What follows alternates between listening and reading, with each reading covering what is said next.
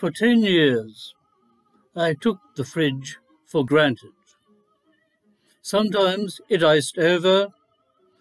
Things weren't as cool as they might be. Then I wouldn't defrost, but not too often. Now I ask myself if I am culpable. Would we have stayed together longer if I had defrosted oftener? I feel I cannot deny the burden of guilt heavy on my soul. The pangs of grief and loss are inflamed by knowledge of sin. I did it, I can't deny it. I killed my fridge. Slowly. The duteous fridge died slowly. Too late, I defrosted it with zeal, making desperate attempts to remove. To revive, I sent its efforts to regale. Of how it struggled to serve, as it stood a stiff, dying, the freezer was hardiest, it continued to still, though ill. As I forced the temperature to its lowest point, the rest was an expiring corpse, too warm to live.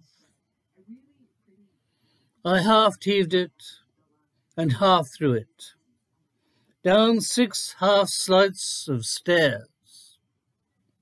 The door flew open, and the glass smashed out, shattering, splintering in a final burst of anger. The grill on the back sliced my finger. The enraged bridge drew a little blood, enraged that for a decade it served me loyally. Its angered spirit knew now was the time to strike, or never.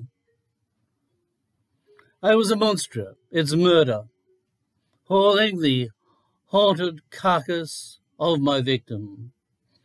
Later that day, the new fridge came, bright, gleaming, fresh, cheerful, carried with grace past the frigid corpse that yet lurked by the building door. There it stood alone, battered, cuffed, scarred, scraped and scratched. From the farewell beating I gave it, and I banished it from my home.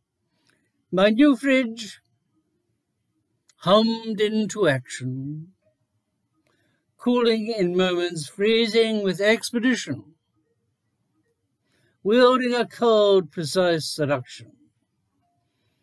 I hope that soon its chill sabers may cause me to forget how I murdered my old fridge.